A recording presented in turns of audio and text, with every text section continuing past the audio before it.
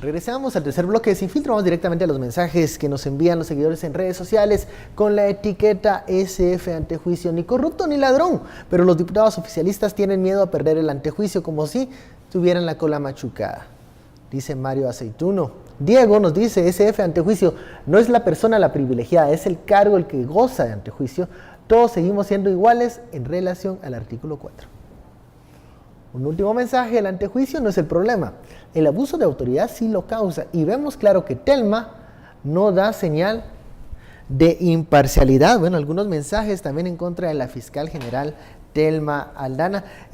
Vamos también a hablar de algo que ocurrió hoy por la mañana. Se da trámite a una querella que presenta la Fundación contra el Terrorismo contra el actual de CICIG, Iván Velázquez, y también del MP, del fiscal Francisco Sandoval. Algunos vieron eso como una señal de las fuerzas oscuras podrían estar operando de algún modo. ¿Qué está sucediendo, Philip? No, hombre, miren, a ver. ¿Son fuerzas luminosas, Philip? No, ¿o qué? eso. No, es que miren. Ahí perdón con el respeto de los colegas reporteros, pero, a ver, creo que hay una confusión respecto de lo que ocurrió esta mañana. ¿Cómo es el proceso del antejuicio? O sea, lo primero, por ejemplo, si yo quiero solicitar el antejuicio contra alguien, yo voy y presento una denuncia ante la unidad de gestión penal del organismo judicial. Para que la tramite. Gestión penal es como una ventanilla de recepción de denuncias. Y ellos tienen un sistema que aleatoriamente asigna los casos a un diferente juzgado. Va. Hasta ahí no hay nada del antejuicio, es un proceso operativo del organismo judicial.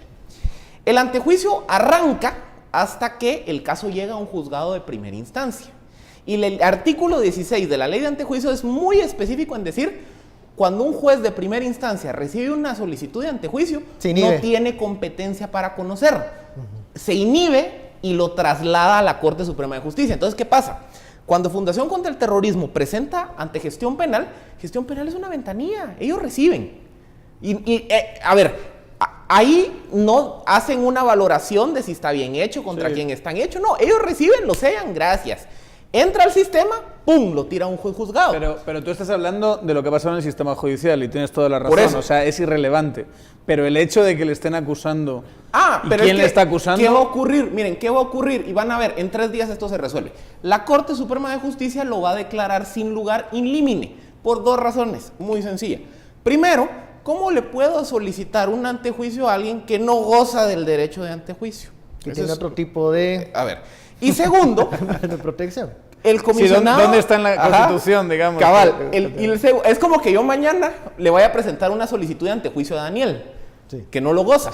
Gestión penal lo va a recibir. Un juzgado de primera instancia se va a inhibir y lo traslada. Y la Corte me va a decir... Mano, si él no goza de antejuicio, pues... Que es algo que ya le ha pasado a este personaje Méndez Ruiz, que ya le han rechazado en límine alguna denuncia que ha puesto. ¿Cabal? Yo creo que es un gasto de papel terrible y de tiempo para el sistema judicial. Pero es que si hay una pequeña diferencia, y eso es lo que yo iba a decir. La Corte Suprema de Justicia es la que ya entra, no a conocer el fondo, pero sí la forma. Contra quién goza o no goza, está bien planteado y demás. Y si lo envía con un juez pesquisidor. Y entonces, a ver, contra Iván Velázquez lo va a rechazar in limine, por lo primero que hablamos. Él no goza de antejuicio. 1, él goza de inmunidad diplomática. Y eso está amparado en el acuerdo, si sigue, o Naciones Unidas, Estado de Guatemala, y en la Convención de Viena de 1969. ¿Y qué pasa con el fiscal Francisco Sandoval? Con el fiscal Francisco Sandoval, ahí sí entran otras consideraciones.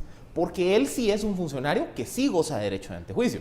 Entonces ahí la Corte Suprema, en el caso del fiscal Sandoval, sí va a decir, bueno, está bien planteado, ok, cumplió los requisitos, ok, y si la Corte Suprema no le ve ningún error de forma, porque la Corte no entra a hacer valoraciones de fondo, designa a un juez pesquisidor, que es un magistrado de sala. Y el magistrado de sala ya es el que entra a ver el contenido de la denuncia y dice, bueno, ¿tiene sustento o no tiene sustento? Cita a las partes, oye sus posiciones, y sobre eso el juez pesquisidor dice, mire, fíjese que ya la conclusión que aquí no hay nada, ¿va? Y ahí se desecha. Pero por eso le digo, esa es la diferencia. Contra Iván Velázquez lo van a rechazar in limine. Pero con el fiscal. Con el fiscal, no sé. Porque, No sabemos, porque bueno, ahí sí él lo sí que goza ellos del antejuicio. lo que ellos señalan es por el este operativo, ¿no? Contra el exministro. Y bueno, vamos a ver qué sucede en la Corte Suprema de Justicia, pero antes de llegar al término de esta media hora de análisis, también el Congreso de la República aprueba de forma muy rápida esto de los controles telemáticos, que suena un poco extravagante el nombre, pero es simplemente un brazalete electrónico que estaría siendo, digamos, una alternativa a la prisión preventiva. Daniel, ¿una buena decisión o vemos que hay un favoritismo por algunos personajes que ahora se encuentran en prisión preventiva? Bueno, yo sí creo que hay que tomar medidas para... O sea, a largo plazo, volvemos otra vez a lo mismo. Los procesos políticos coyunturales concretos sí pueden tener todo tipo de intereses particulares que a lo mejor no nos pueden gustar. ¿Pero esto te huele coyuntural o algo? Bueno, pero de una cuestión... rediseño? Pero es que podemos separar perfectamente los análisis. Es decir, sí, puede ser que haya ciertas cuestiones coyunturales que han influido en que se pase esto con mayor celeridad, pero en términos de largo plazo, la posibilidad de que esto exista creo que es en última instancia positiva, porque da un instrumento al sistema penitenciario para que haya cierta gente que pueda estar confinada en su casa con mucho menor riesgo de que se escapen, que tenerlos en prisión, en unas prisiones que ya sabemos infraestructuralmente cómo están. Cuando Entonces, dice cierta gente, bueno, los seguidores en redes sociales responden, bueno, cierta gente van a ser estos políticos, sí, estos banqueros, estos empresarios. Pero no son los únicos, al final, si esto se queda para muchísimos años y todos estos otros casos pasarán y habrá otras posibilidades de aplicar esta clase de técnica que ya se aplica en muchos países a otra gente. Entonces, como digo, a largo plazo y como reforma, me parece que es positiva. Aunque en los líos, y eso es una cosa que muchas veces no sabemos cómo pasa, haya podido haber ciertas influencias. Brevemente, Philip, antes de cerrar. A ver, yo creo que es un tema de modernizar el sistema de procesal penal. Y ocurre en casi todos los países del mundo modernos. Recordemos una cosa, el juez a la hora de decidir si dicta prisión preventiva o algún tipo de medida sustitutiva toma en consideración dos variables. Si existe riesgo de obstaculización de la verdad o si existe peligro de fuga.